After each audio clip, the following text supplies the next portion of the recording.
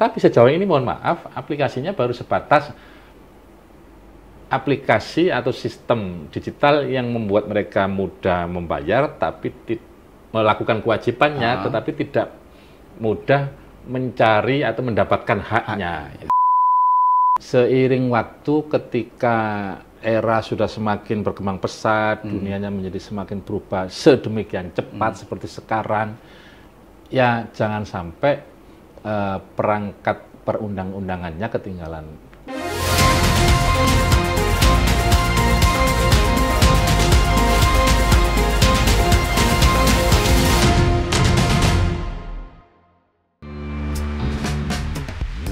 Dari lorong-lorong pendidikan dasar di desa, hingga ruang-ruang kebijakan strategis Jawa Timur, dialah Fauzan Fuadi, SIKOM, M.Medcom.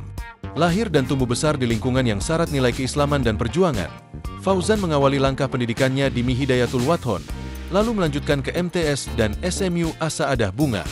Semangat belajar dan berdedikasi mengantarnya menempuh pendidikan tinggi di Universitas Muhammadiyah Malang, hingga meraih gelar magister di bidang media dan komunikasi dari Universitas Airlangga Surabaya. Dalam dunia organisasi, Fauzan telah menapaki tangga-tangga kepemimpinan sejak muda. Ia pernah menjadi ketua rayon hingga ketua koordinator cabang PMI Jawa Timur, dan kini terus mengabdi sebagai wakil ketua PWIK PMI Jatim. Di berbagai organisasi kepemudaan, ia aktif sebagai dewan pembina, baik di Garda Bangsa maupun Gemasaba Jawa Timur. Tak hanya itu, semangat juangnya juga tergambar dalam dunia politik. Di tubuh Partai Kebangkitan Bangsa atau PKB, Fauzan pernah menjabat sebagai wakil sekretaris dan bendahara DPW PKB Jawa Timur, hingga memimpin fraksi PKB di DPRD Jawa Timur. Kiprahnya di legislatif pun tidak main-main. Ia pernah dipercaya sebagai wakil ketua sementara DPRD Jatim, wakil ketua Komisi C, hingga ketua tim pemenangan Cagup-Cawagup Jawa Timur. Kini, ia terus mengabdi sebagai anggota Komisi A dan ketua fraksi PKB DPRD Jawa Timur. Di luar dunia politik, Fauzan juga seorang entrepreneur yang visioner. Ia adalah komisaris utama PT Love Berkah Haramain, serta founder Love Chatri Gresik. Fauzan Fuadi adalah gambaran sosok pemimpin muda yang tumbuh dari akar rumput, melesat dengan tekad, dan terus bergerak untuk perubahan yang lebih baik. Fauzan Fuadi, pemimpin muda untuk Jawa Timur yang maju, mandiri, dan berkeadaban.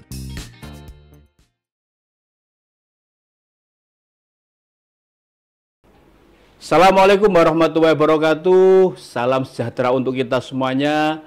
Tribuners, bertemu lagi dengan saya Mujib Anwar, jurnalis senior Harian Surya Tribun Network, dalam acara podcast DPRD Jawa Timur Gebrakan Wakil Rakyat.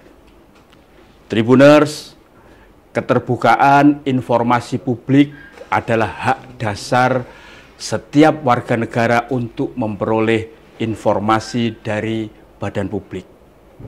Hak ini dijamin oleh Undang-Undang Nomor 14 Tahun 2008 tentang Keterbukaan Informasi Publik, atau yang sering dikenal dengan Undang-Undang KIP.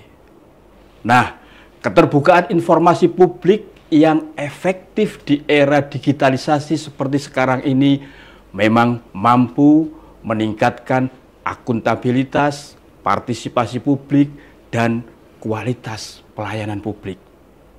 Tapi di sisi lain, untuk mengubah budaya birokrasi yang kuat, untuk mengubah budaya birokrasi yang cenderung tertutup menjadi lebih transparan, memang membutuhkan waktu dan komitmen yang kuat dari seluruh pimpinan serta pemangku stakeholder terkait.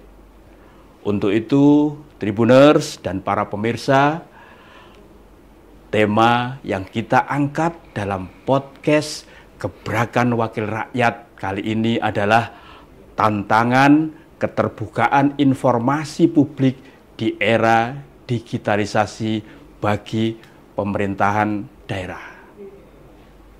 Untuk itu, sudah hadir bersama kita Bapak Fauzan Fuadi, SIKOM, M. M-Medcom. M-Medcom. Untuk itu sudah hadir bersama kita Bapak Fauzan Fuadi SIKOM M-Medcom. Beliau adalah anggota Komisi A Bidang Hukum dan Pemerintahan DPRD Jawa Timur. Mas Fauzan ini juga menjabat Ketua Fraksi PKB DPRD Jawa Timur. Assalamualaikum Mas Fauzan. Waalaikumsalam, Mas Budi. Sehat ya? Sehat ya? Lama enggak ketemu. Iya. Mas, ini kan menarik ya, soal keterbukaan informasi publik ini ya, bagi pemerintah daerah di era digitalisasi ini. Kalau menurut Mas Fauzan ini, apa sih sebenarnya tantangan terbesar dari keterbukaan informasi publik di era digitalisasi bagi pemerintah daerah, Mas? Ya, kalau genealogi dari undang-undang tentang keterbukaan informasi publik ini sendiri, karena sebagaimana tadi Mas Mujib juga sudah singgung berkali-kali, undang-undang ini lahir tahun 2008, nomor 14 tahun 2008. Yeah. Diundangkannya itu baru pada tahun 2010. Yeah. Nah, tahun 2008 itu meskipun era perkembangan teknologi digitalisasi sudah maju, sudah pesat, tetapi 17 tahun kemudian, artian hari ini, tahun 2025, semestinya ada banyak materi-materi, ada banyak menu, ada banyak hal-hal yang tertuang di dalam pasal-pasal, di dalam undang-undang tersebut yang semestinya kurang relate dengan kondisi hari ini. Tetapi apapun, spirit dasar dari keterbukaan informasi publik itu masih relate, masih dibutuhkan, masih cukup relevan dengan keadaan sekarang. Hanya saja kalau kita berbicara tantangan pemerintah daerah dalam konteks seperti ini, seperti apa yang harus dilakukan. Sejauh ini misalnya kalau kita membedahnya dari perspektif lembaga-lembaga keterbukaan yang membantu fasilitasi kepada warga atau masyarakat mencari tahu terhadap informasi-informasi yang dia butuhkan, sudah ada sebetulnya. Yeah. Yang itu juga menjadi mitranya Komisi A dalam melaksanakan tugas sehari-hari kita. Tetapi terus terang saja sampai dengan sekarang dorongan, fasilitasi, supporting dari yang mengelola anggaran ini itu menurut saya belum terlalu maksimal diberikan. Nah, itu tentu saja apakah sudah cukup memberikan ruang atau warna terhadap upaya masyarakat untuk mendapatkan haknya dalam konteks mencari informasi-informasi yang berhubungan dengan kepemimpinan di daerah, pemerintahan di daerah. Ini kan bisa macam-macam ya, Mas Mujib ya. Suatu dinas dia punya program, sekelompok masyarakat apapun dia kepingin mengakses informasinya, kalau dia tidak punya akses, tidak punya jalurnya, tidak tahu juga harus kemana, kan dia akhirnya buta. Ibarat orang berjalan tidak ada penglihatan, ini kan pasti akan meraba-raba. Yang terjadi faktanya mungkin sistemnya sudah ada, mungkin sudah disediakan aplikasi atau macam-macam ya ruangnya, tetapi kalau masyarakat tidak ngerti dia harus kemana, kan dia juga akhirnya tetap akan kesulitan melakukan akses informasi apapun informasi itu yang dia butuhkan.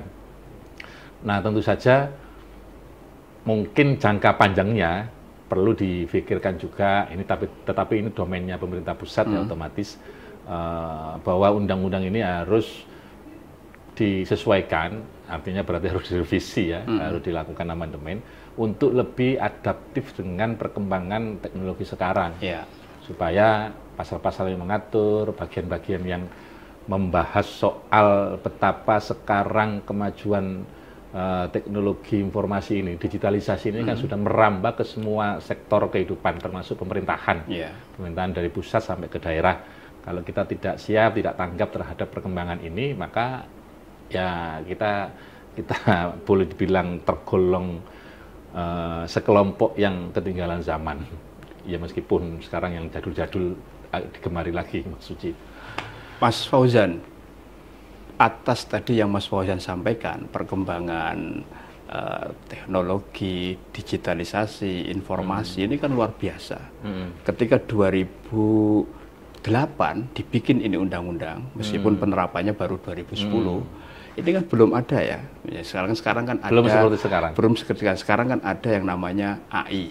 Artificial Intelligence, yang ChatGPT yang macam-macam itu kan sangat revolusioner dalam hal menyediakan informasi apapun bagi masyarakat untuk bisa mengakses informasi apapun, termasuk itu tadi yang Mas Fauzan sampaikan. Apakah soal informasi pemerintah daerah di mana, misalkan di Tuban, di Bojonegoro, atau misalkan informasi soal DPRD Jawa Timur, Pemprov Jatim, semuanya kan tersedia itu bahannya yang bisa disajikan.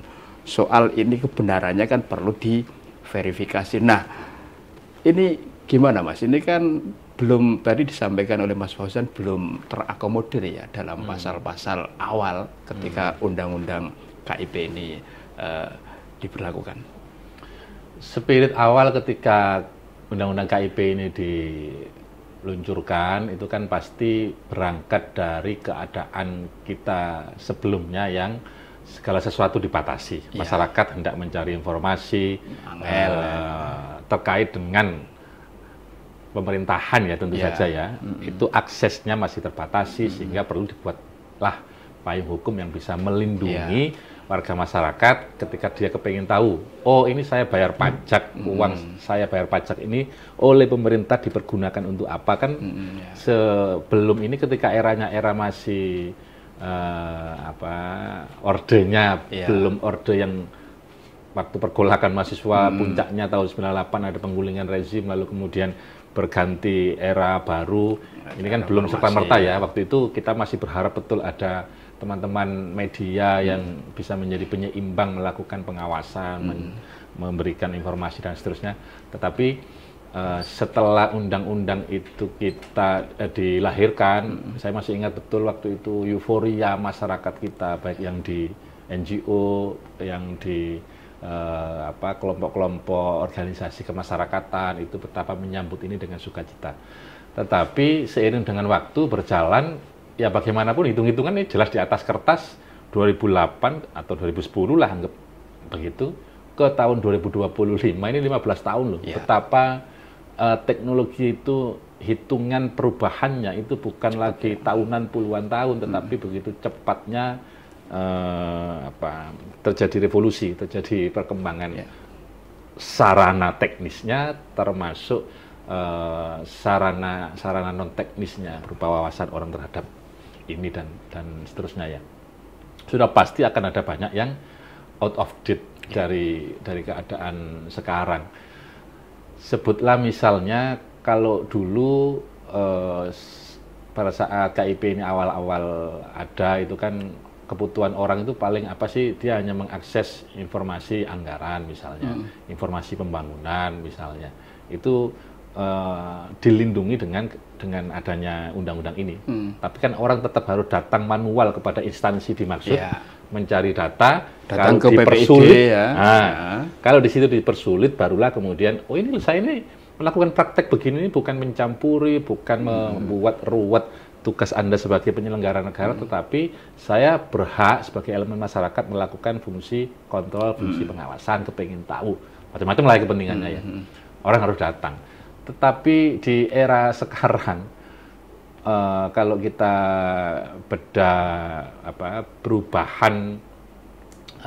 perubahan platformnya, perubahan sarana-sarana teknologi yang dipakai, itu kan sudah berubah drastis. Tahun 2008 itu eranya masih era BlackBerry, masih ada kalau nggak salah, saya masih ingat itu. BlackBerry. Kalau bicara teknologi komunikasinya ya. Kalau Nokia komunikator ya. Komunikator E6 itu masih idola waktu itu tahun 2008. Sementara sekarang dua-duanya sudah almarhum. Sudah almarhum. Sementara undang-undangnya masih kita pakai. Nah sekarang bayangkan, mungkin pemerintah akan berlindung dengan jawaban-jawaban misalnya untuk Jawa Timur misalnya ya. Loh, kami tidak pernah menutupi informasi. Kita sudah ada aplikasi, katakanlah Majadigi. Jawa Timur kan ini ada Majadigi yang diagung-agungkan. Singkatan dari Majapahit Digital.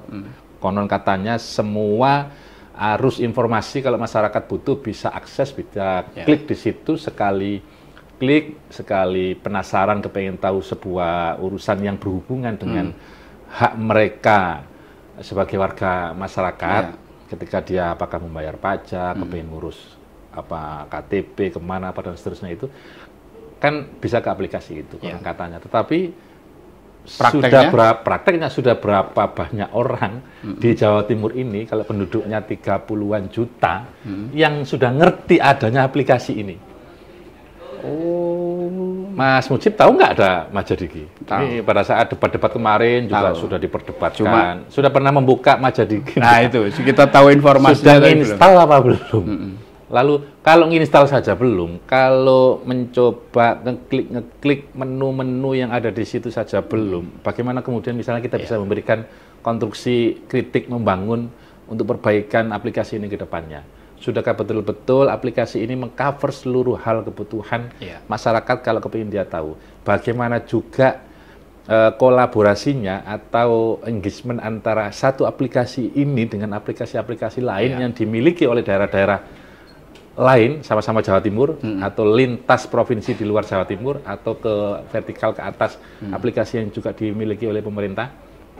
Kan 3 tahun yang lalu misalnya mulai diberlakukan sistem informasi pembangunan daerah. Ada sebuah sistem di mana di situ semuanya bisa diakses, akuntabilitas, transparansi. SIPD itu ya. SIPD semua orang bisa lihat di situ. Kalau misalnya ada ketidakpuasan, ada yang menghalang-halangi, bisa menggugatnya melalui komisi ombudsman bisa ke komisi penyiaran KPID ya. Ya juga bisa. KPP. Bisa ada banyak sarana kita kalau mau persoalkan itu. Tetapi lebih dari sekedar itu, ya memang ada faktor-faktor lain yang juga harus dimiliki oleh penyelenggara kita berupa misalnya sebuah komitmen yang baik. Karena kita bukan bermaksud mendewa-dewakan sistem. Sistem dibangun, dirancang sebaik apapun kalau goodwill dari pemerintahnya tidak ada, kan juga repot. Sepinter-pinternya secanggih-canggihnya polisi katanya lebih itu kan sampai ada pepatah begitu. Sehingga menurut saya seluruh komponen kalau kita mau betul-betul punya komitmen untuk merealisasikan tata kelola pemerintahan yang baik di level apapun, ya komitmen ada, sarana prasarananya ada, jangan hanya jargon di atas kertas tetapi realisasinya kecil.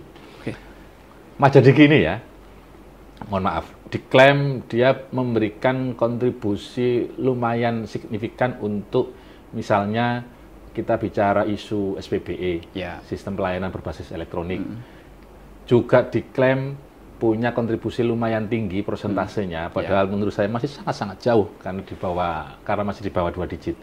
Ketika kita bicara IMDI, Indeks Masyarakat Digital Indonesia, angkanya masih sangat kecil. Terbaru rilis Agustus 2024 kemarin, peringkat IMDI Jawa Timur tidak muncul kok di 5 besar nasional.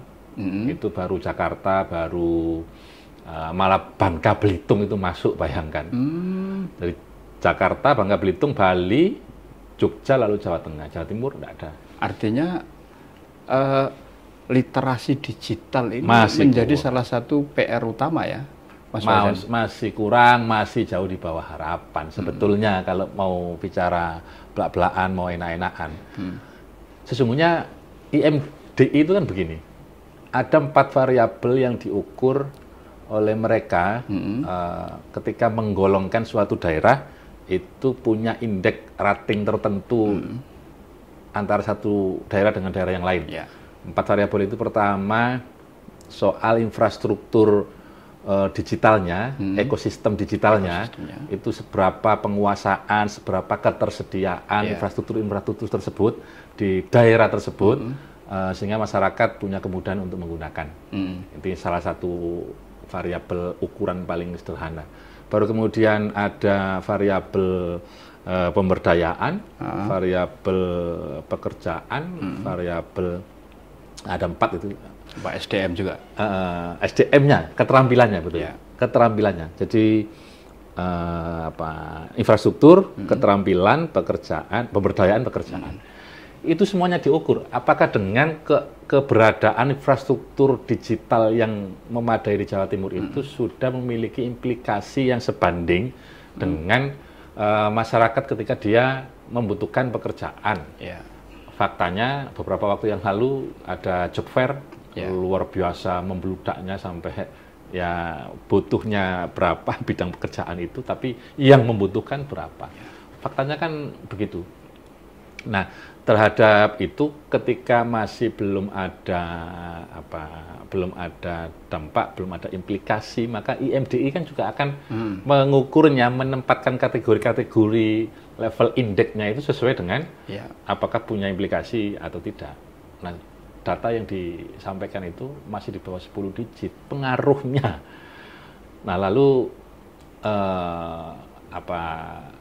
signifikansi manfaat yang diberikan oleh yang selama ini Jawa Timur, pemerintah provinsi mengagung-agungkan sebuah aplikasi, ini di mana? Saya bukan mengkritik ini tidak ada manfaat, tidak, tetapi perbaikannya, sosialisasinya, cobalah lakukan investasi yang sungguh-sungguh di sini. Tentu memang butuh anggaran besar karena ini sebuah investasi yang punya nilai multiple ke depannya, bisa kemana-mana, karena hari ini kan kita tidak mungkin menolak keberadaan perkembangan teknologi, informasi, komunikasi, lalu digitalisasi ini, karena bahkan ketika kita belum tuntas bicara 5.0, sudah muncul lagi sekarang artificial intelligence, ChatGPT, macam-macam. Sementara kalau masyarakat kita belum melek, belum adaptif dengan perkembangan itu, maka bagaimana kita berbicara yang multiple tadi itu, efeknya terhadap sektor-sektor yang lain. Di urusan tata kelola pemerintahan daerah saja, kita gagap kok menyambut ini sebagai sebuah keniscayaan zaman yang kita tidak boleh menyanyiakan, kita tidak boleh ketinggalan terhadap ini, sehingga ketika eranya sudah era, misalnya saya jadi gubernurnya, saya jadi pemimpinnya, saya tinggal bangun pagi mengontrol daerah ini jalannya berlubang, daerah ini jembatannya, itu laporan update terus melalui sebuah aplikasi, melalui sebuah sistem yang dikembangkan, maka tidak ada ceritanya ke depan seorang pemimpin kepala daerah itu kan repot ya. Dia pejabat 5 tahunan, punya perangkat-perangkat aparatur sipil di situ yang menjadi birokrat selama puluhan tahun. Lalu itu kalau tidak ada urusan goodwill satu sama lain, kira-kira fenomena, ada anggapan kan, fenomena bahwa kepala daerah dibijui, ada laporan asal, bos senang. Ini kan mungkin akan bisa dikikis, dikurangi dengan cara pemanfaatan aplikasi, sistem, yang tentu saja ini kan digital semua ini. Produknya kan produk di bawah sistem digital semua kan. Mas Fauzan, ini kan untuk terwujudnya sebuah clean government, good governance dan lain sebagainya, saat ini itu kan tidak bisa menafikan yang namanya keberadaan teknologi informasi, digitalisasi, serta berbagai macam platform aplikasi yang bisa dibikin kan, itu kan menjadi tool kan, seperti itu. Nah, bagi Mas Fauzan ini berarti keterbukaan informasi ini kan sekarang kan open source ini kan, semua bahan data apapun yang ingin dibutuhkan oleh masyarakat kan sudah tersedia. Tinggal ya bagaimana masyarakat itu tahu caranya untuk mendapatkan dan mengakses informasi yang sudah open source ini. Nah, yang mendesak bagi Komisi A ini DPR Jawa Timur apa ini? Agar masyarakat itu paham, melek teknologi, melek informasi, tahu kalau pengen butuh informasi atau data A itu ini loh caranya, kan seperti itu. Gimana? Ya, dimulai dari pendidikan literasi, berarti kan masyarakat harus tahu literasi apa, ada menu-menu apa di dalam sebuah aplikasi, di dalam sebuah platform yang disediakan, dibentuk oleh pemerintah, yang di situ dia bisa mendapat manfaat. Contoh, pajak yang menjadi kewenangannya pemerintah provinsi, PKB. itu kan pajak kendaraan bermotor, PKB ya. Orang saat ini disuguhi sebuah platform digital, itu kan lebih pada untuk tujuan kemudahan melakukan pembayaran sebagai kewajibannya membayar pajak itu. Tetapi sudahkah setelah uang itu dia atau kewajiban itu dia tunaikan, dia masih bisa ngontrol di Jawa Timur ini berapa jumlah wajib pajak yang sudah membayarkan pajaknya dan yang belum membayarkan pajaknya, termasuk sampai dengan uang yang dia sudah bayarkan sebagai sebuah manifest ketaatan dia terhadap warga negara, sebagai warga negara, itu dia bisa cek juga. Pakai untuk apa gitu? Dipakai untuk apa? Penggunaannya untuk dinas ini berapa, dinas lainnya lagi berapa, dan seterusnya. Itu kalau kita bicara pendidikan literasi, mereka kan berhak itu sebetulnya. Tapi sejauh ini mohon maaf, aplikasinya baru sebatas aplikasi atau sistem digital yang membuat mereka mudah membayar, tapi melakukan kewajibannya, tetapi tidak mudah mencari atau mendapatkan haknya. Jadi ketika bicara urusan kewajiban, masyarakat difasilitasi, diberi kemudahan. Meskipun ini juga masih banyak yang belum tahu ya. Makanya tantangan informasi publik ini, keterbukaan ini, kan juga soal bagaimana mendapatkan, bagaimana mengelola, termasuk ini diskusinya bisa kemana-mana kalau kita misalnya soal bagaimana hoak, bagaimana ini kan kewajiban pemerintah kan tetap sekali lagi bagaimana. Jangan sampai masyarakat kita mengkonsumsi berita-berita, informasi-informasi publik yang dia dapat itu justru dia salah jalan, salah arah. Dikiranya ini positif untuk dia, tetapi justru malah informasi itu malah menyesatkan. Ini kan tetap edukasi dari pemerintah dibutuhkan. Kan sekarang coba banyak masyarakat kita yang terjebak ke pinjaman online, ke judi online, ke hal-hal yang semestinya dihindari, tetapi dari waktu ke waktu belakangan ini angkanya semakin tinggi. Mas, khusus yang ini tadi menarik ini kan lagi jadi interest publik ya, viral lah soal pinjaman online. Nah ini ketika dikaitkan dengan pentingnya informasi publik kepada masyarakat bahwa pinjaman online itu bisa sebagai jebakan Batman yang nanti akan menjadikan masyarakat itu miskin, mempercepat masyarakat untuk bangkrut. Itu kan salah satunya kan judi online sama pinjaman online yang tidak terkontrol. Bagaimana ini Komisi A melihat ini atas kaitannya dengan pentingnya edukasi informasi publik pada masyarakat agar teknologi ini tidak makin menjerumuskan masyarakat Jawa Timur? Ya kalau edukasi bisa dilakukan oleh siapapun, tetapi yang punya anggaran dan yang semestinya punya tupoksi ke sana kan memang pemerintah daerah ada komisi, ada dinas kominfo begitu ya. Tetapi dalam menjalankan tugasnya saya kira bisa berkolaborasi dengan siapapun, dengan elemen masyarakat yang berhajat atau punya concern di sini bisa, saya kira akan lebih maksimal juga cara kerjanya. Dengan teman-teman di DPR juga saya kira memungkinkan, karena DPR itu kan lalu lintas pergaulan sehari-harinya melibatkan banyak orang, sehingga edukasi, publikasi tentang manfaat, tentang bahaya seperti ini bisa disampaikan secara masif kepada banyak orang. Tetapi hal yang juga tidak kalah penting, tetapi sayangnya menurut saya bukan tupoksinya teman-teman di dinas di level daerah, adalah soal melakukan kolaborasi ini dengan pihak-pihak yang lain yang juga pasti menurut saya akan punya dampak lebih konkret untuk melakukan pencegahan. Kan vendor-vendor penyedia pinjaman ini banyak sekarang, dan syaratnya juga menjadi lebih tidak masuk akal menurut saya, karena nomor HP-mu sudah digunakan berapa tahun, ada KTP enggak? Selama nomor HP-nya itu sudah dipergunakan 2 tahun ke atas misalnya, ada KTP-nya, bisa pinjaman cair kapanpun dibutuhkan. Bahkan yang lebih gila lagi, saya sering sekali juga mendapatkan ini.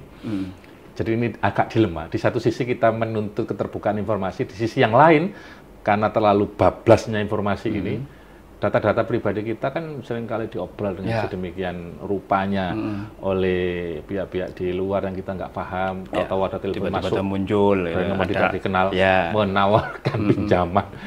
Itu saya sering kali begitu, itu sudah kita blokir, telepon lagi, blokir, telepon lagi. Nah ini menurut saya kalau undang-undangnya belum dilakukan revisi dan penyempurnaan, hal-hal yang menjadi batasan informasi publik, informasi yang bisa disebarluaskan itu apa, dan informasi apa saja yang tidak bisa disebarluaskan itu lebih jelas definisinya. Kalau dulu kan kejahatan 2008 saya kira belum ada diskusi tentang kejahatan cyber. Sudah ada, tetapi belum seperti sekarang kan modus kejahatan cybernya itu. Dulu mungkin phishing sudah ada. Penipuan-penipuan dengan mengambil data elektronik orang tertentu lalu tiba-tiba rekening kita jebol misalnya. Penipuan by pun juga sudah ada. Ada banyak. Tapi cybercrime yang sifatnya adaptif dengan perkembangan zamannya hari ini, yang lebih canggih lagi orang modusnya, itu yang kayaknya di sini di undang-undang ini belum diatur dengan lebih lugas. Artinya security data itu saat ini menjadi sangat penting. Sangat penting. Di saat keterbukaan informasi publik ini kan ada tuntutan. Tapi di sisi lain, si malakamanya ini kan data yang mudah diakses itu kan bisa disalahgunakan pemanfaatannya. Bagaimana? Coba. Misalkan di Jawa Timur itu, kira-kira punya ini enggak Komisi A itu agar data publik itu bisa secure? Aman. Data publik, di situ nanti pelaku-pelakunya adalah pejabat publik. Ini ambil contoh ya.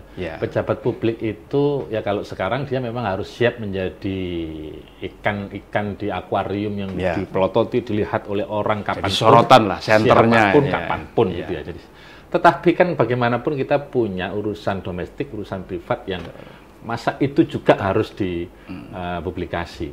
Meskipun di satu sisi seperti nomor HP, nomor kependudukan itu kira-kira menjadi domain informasi publik apa tidak?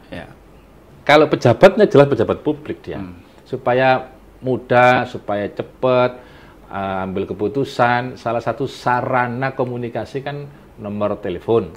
Nah, nomor telepon itu kalau semua atau banyak orang tahu itu kan memang akan lebih cepat lah. Misalnya masyarakat yang selama ini melihat kepemimpinan itu ibarat dia ketemu dengan tembok besar, tetapi dengan misalnya dia punya nomor HP bupatinya langsung, gubernurnya langsung, dia bisa langsung bebas menyampaikan aspirasinya.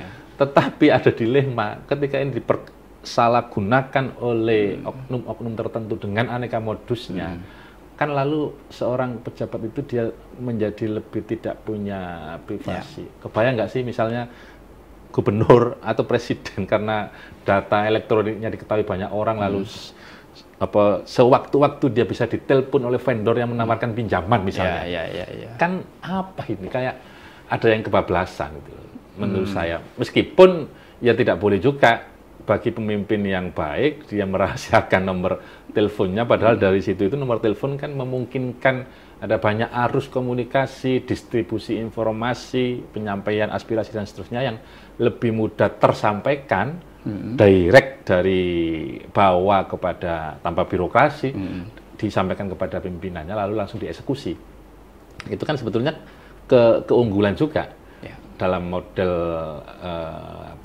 kepemimpinan dalam konteks otonomi sekarang di mana semua kan serba bebas, tidak ada jarak, tidak ada benteng penyekat antara yang dipimpin dengan yang memimpin Ya menurut saya Mas Mujib kembali kepada masing-masing stakeholdernya ya.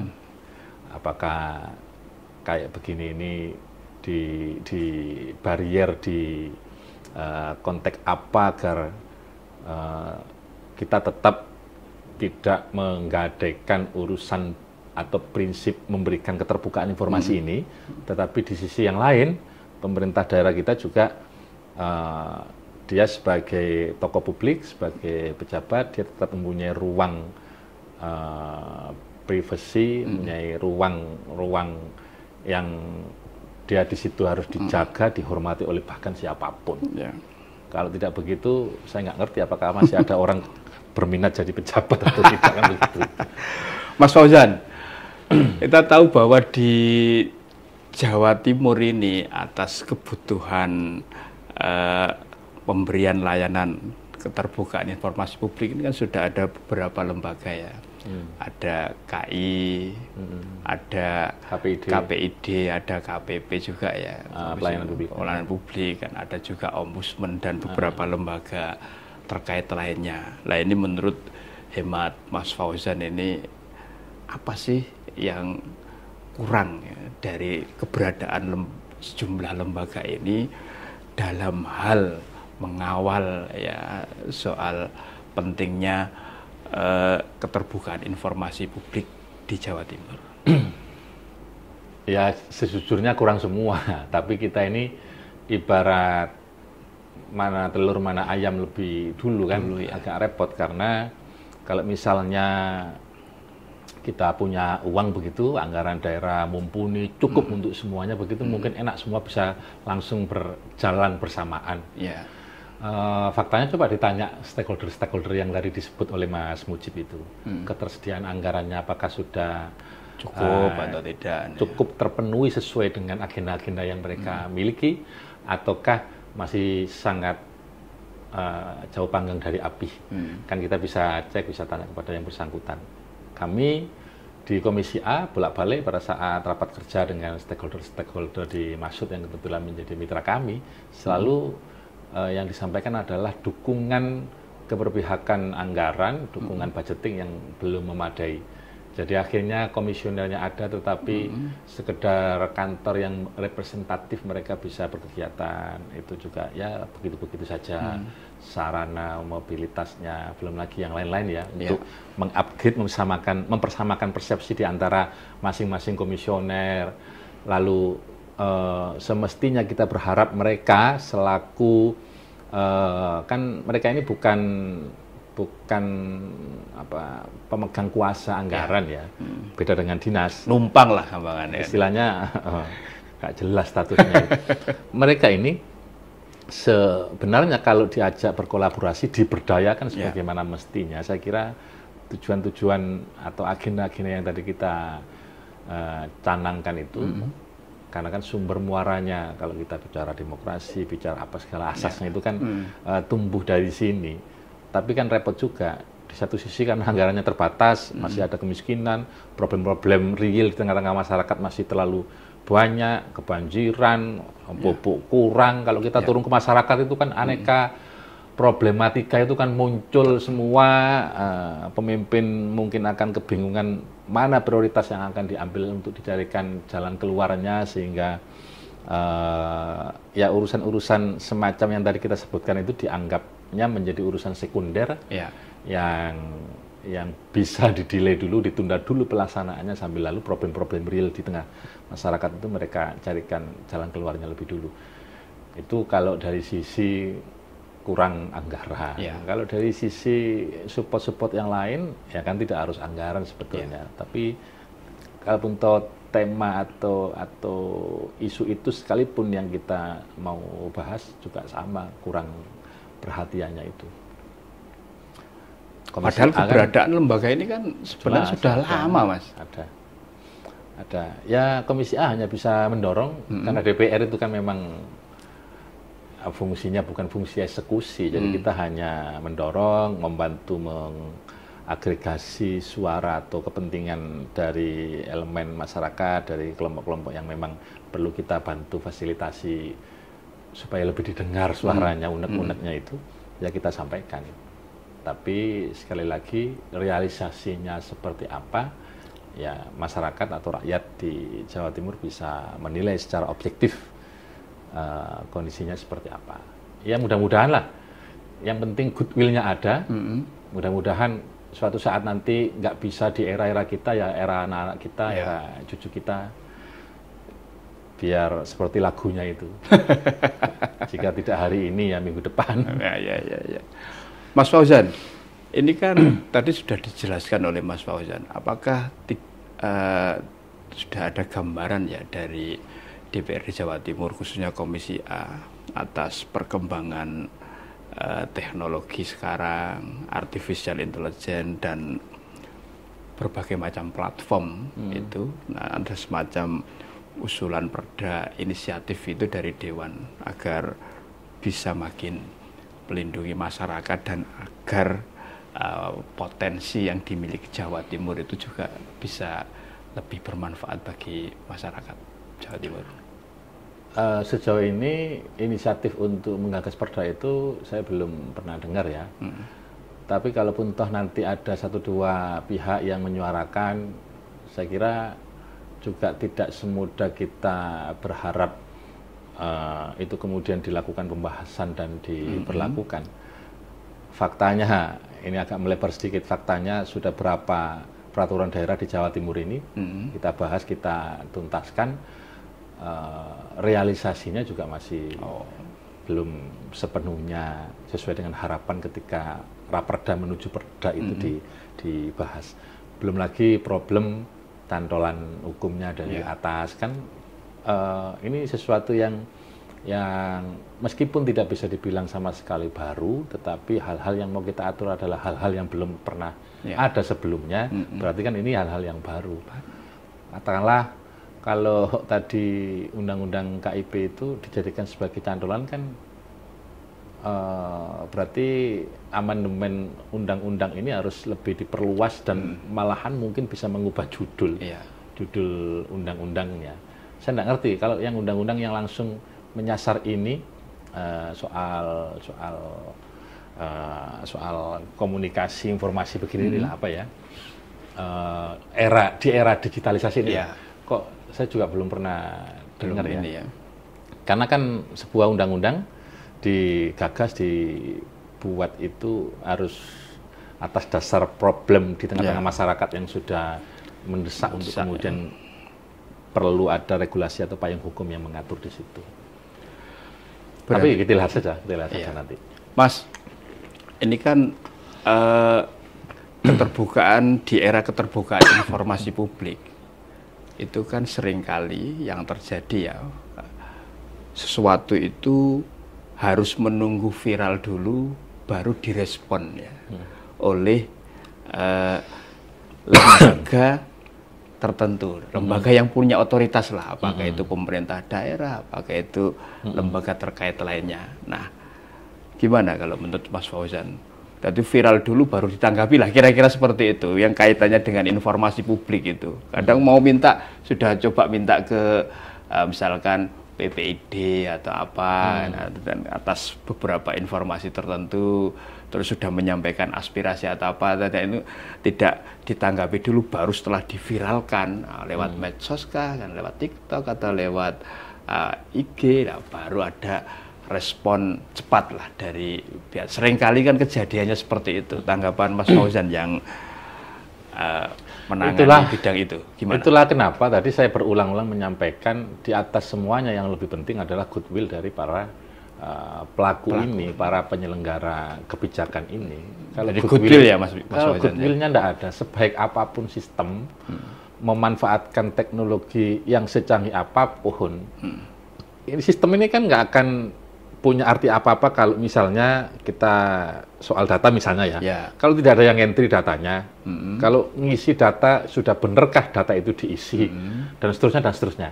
Artinya variabel yang mempengaruhi ini cukup banyak Pak Mujib menurut saya, sehingga ketika menanggapi pertanyaan jenengan tadi itu, yang lebih utama harus dituntaskan adalah soal moral para penyelenggara, goodwill-nya ini ada dulu. Berarti kan kalau di dalam sebuah orkestrasi pemerintahan di daerah, ini ada pemerintah kepala daerah yang dia dipilih dalam setiap momen 5 tahunan.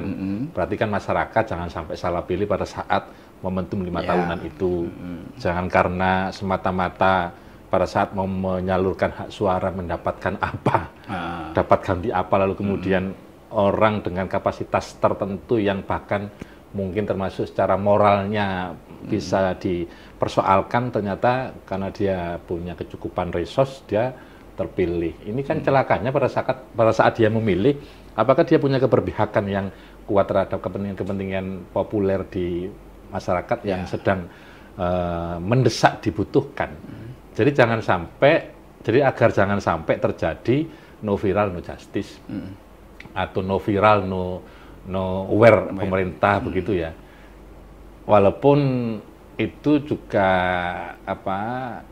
primadona hari ini, saya termasuk yang menyukai ada sesuatu yang kemudian kita buatkan, kita bikin rame dulu, kita viralkan dulu supaya kemudian di situ pemerintah betul-betul melihat ini sebagai sebuah prioritas.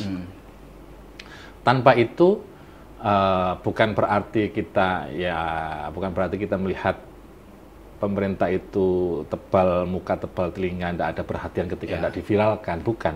Tetapi kan ada oknum-oknum tertentu, mungkin skalanya bisa di level desa, di level ke atasnya lagi bertahap, yang kayak begitu itu dibutuhkan supaya ada perhatian. Seperti yang sekarang rame soal Raja Ampat. Ya.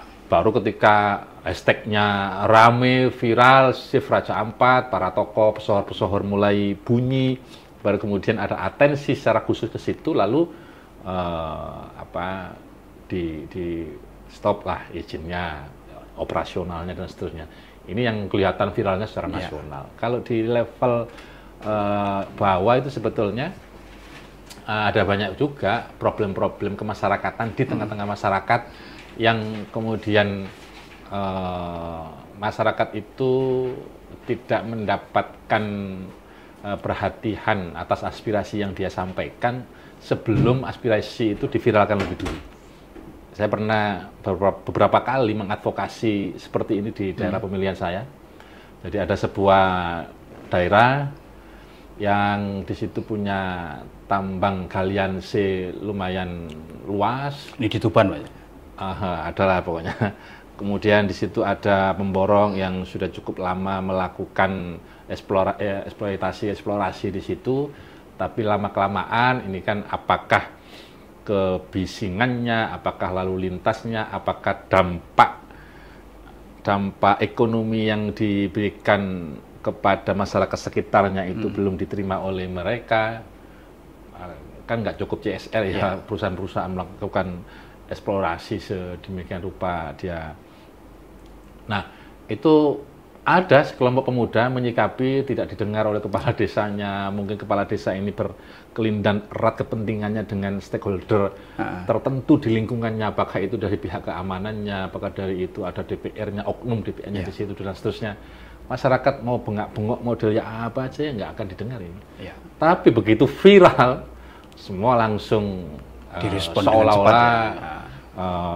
seolah-olah menjadi pahlawan kesiangan, merespon itu dengan cepat dan seterusnya. Bahkan viral itu seringkali jadi salah satu fast track ya. Senjata bagi pihak tertentu, khususnya sekarang yang sudah mulai memanfaatkannya para pejabat juga. Ya, Pak. Mas Fauzan, ini penting ini. Ketika Mas Fauzan turba karena sebagai wakil rakyat ya atas bidang keterbukaan informasi publik yang sering disuarakan apa? Soal apa ini? Ya kan ketika Mas Fauzan turun ke bawah konstituen, apa sih informasi yang seringkali diharapkan oleh masyarakat kan ditingkatkan grassroots itu kepada pemerintah? Ya tergantung kita sedang berjumpa dengan siapa. Berjumpa dengan kelompok ekonomi petani, berjumpa dengan teman-teman nelayan, berjumpa dengan komunitas muda, pendidikan dan seterusnya, itu pasti aspirasi berbeda-beda sesuai dengan kecenderungan, preferensi, karakter masing-masing lah. Itu pasti ada kecenderungan sesuai dengan latar belakangnya masing-masing. Nah, tetapi dari keseluruhan itu, kalau boleh ditarik benang merahnya, kebutuhan, tuntutan, aspirasi masyarakat itu paling banyak ya di seputar urusan kesejahteraan mereka. Kesejahteraan itu kan misalnya kita tarik benang merah, kita tarik misalnya kebutuhannya adalah urusan kesehatannya, urusan pendidikannya, urusan apa yang besok mau dimakan, urusan dasar mereka, urusan dasar hajat hidup dasarnya masyarakat. Rata-rata ya seputar itu. Kan semuanya pasti kepingin ada campur tangan. Mereka merasa punya pemimpin, merasa punya pemerintahan, punya mereka ingin pemerintah itu hadir ya, kita DPR presentasinya, mereka selalu menyuarakan hal-hal seputaran itu. Nah, ya kembali kepada masing-masing, apakah itu langsung disuarakan oleh DPR-nya kalau pas ketepatan itu disampaikan kepada DPR-nya, atau kalau pada saat itu disampaikan kepada langsung pemegang kebijakannya, pada saat kepala daerah turba atau apa, kan bisa langsung disampaikan oleh masyarakat kepada pimpinannya itu. Maka tergantung pimpinannya, apakah itu langsung dieksekusi sebagai sebuah kebijakan, terobosan program apa begitu yang langsung pro kepada kepentingan mereka atau tidak, kita kan nggak ngerti. Kita bisa lihat case-nya di mana, daerah mana, biasa di tiap daerah case-nya beda-beda kan. Mas Fauzan, ini terakhir ya. Apa harapan dari Mas Fauzan terkait dengan keterbukaan informasi publik, khususnya ke depan, Mas? Ini kan sudah ada tahapan ya, ketika undang-undang ini dibikin 2008 dan mulai diberlakukan 2010 sampai 13 tahun ke depan. Nah, ini apa ini harapan Mas Fauzan? Karena eranya ini kan sudah beda. Agar keberadaan undang-undang keterbukaan informasi publik ini bisa menjangkau, bisa mengantisipasi masa depan. Sesuai dengan latar belakang dan filosofinya ketika undang-undang keterbukaan ini dibuat adalah yang paling utama menurut saya adalah supaya potensi penyalahgunaan kewenangan, dalam kewenangan itu melekat jabatan, di dalam jabatan itu melekat kewenangan mengelola sebuah daerah, sebuah wilayah, di situ ada anggarannya. Itu dengan harapan ketika informasi itu publik mengetahui, maka tingkah laku, tindak tanduk, perbuatan, hal-hal yang menyangkut jabatan dan kewenangan yang melekat kepada yang bersangkutan, itu masyarakat secara luas bisa turut serta berpartisipasi melakukan pengawasan. Kan ini kan sebetulnya filosofi atau latar belakang awalnya kenapa KIP ini, keterbukaan informasi ini dibutuhkan. Nah, seiring waktu ketika era sudah semakin berkembang pesat, dunianya menjadi semakin berubah sedemikian cepat seperti sekarang, ya jangan sampai perangkat perundang-undangannya ketinggalan zaman gitu. Kalau kemudian undang-undangnya atau perangkat hukumnya ini ketinggalan, sementara barang yang semestinya atau hal-hal yang semestinya diatur oleh undang-undang ini sudah bermunculan baru dan tidak terjangkau oleh produk undang-undang ini, itu maka apa yang mau diatur dari sini? Perumpamaan sederhananya kan tadi yang kita sempat bahas itu. Dulu saja era teknologinya masih BlackBerry sama itu ya. Itu sekarang sudah menjadi barang langka. Sementara sekarang aplikasi karu-karuan, orang bebas mendapat informasi tanpa dia tergantung kepada institusi pemerintahan. Dia cukup ngecek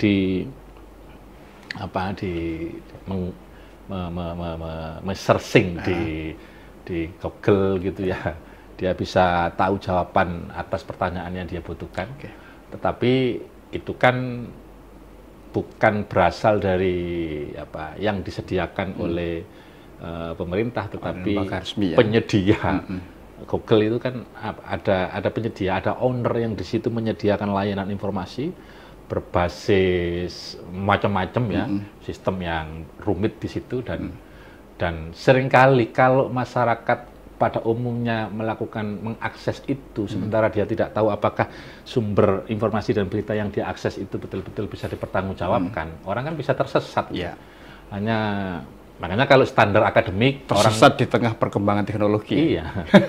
Kalau dalam standar akademik mau nulis tugas akhir kan boleh orang dapat informasi dari Google, tapi kan di situ daftar pustakanya daftar sumbernya harus jelas. Ya. Kalau dulu wiki itu tidak bisa menjadi sumber, sekarang wiki itu apakah layak menjadi sumber? Sementara wiki itu swasta atau badan pemerintah.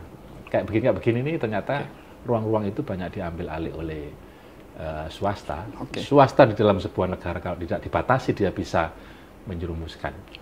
Dan tidak perlu kita merasa gagap karena faktanya sekarang bahkan negara-negara maju banyak yang melakukan pembatasan termasuk terhadap penggunaan sosial media yang begitu bebas ini agar generasi penerus bangsanya menjadi lebih terarah. Oke, Mas Fauzan, paling akhir ini closing statement atas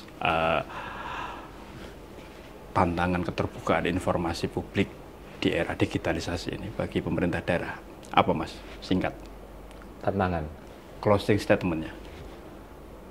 Ya, semua harus menjadi tantangan karena kalau menjadi pejabat tadi ya, itu hampir-hampir kita seperti akuarium, seperti ikan di dalam akuarium yang setiap saat apapun harus siap dilihat, diketahui, dikomentari, bahkan dinyinyiri oleh netizen, oleh masyarakat pada umumnya, banyak orang lah ya, yang ya kalau tidak siap ya jangan masuk ke situ. Kalau siap ya siap-siaplah untuk ada di situ. Baik Tribuners, demikian tadi podcast Gebrakan Sang Pemimpin dengan Mas Fauzan Fuadi, anggota Komisi A DPRD Jawa Timur. Mas Fauzan, terima kasih ya sekali. Ya. Tribuners, terima kasih juga sudah menyaksikan Gebrakan Wakil Rakyat. Tetaplah setia di channel YouTube kesayangan Anda, Harian Surya Tribun Network. Mata lokal menjangkau Indonesia. Saya Mujib Anwar undur diri. Assalamualaikum warahmatullahi wabarakatuh. Salam sejahtera untuk kita semuanya. Dan yang paling penting, jangan lupa bahagia.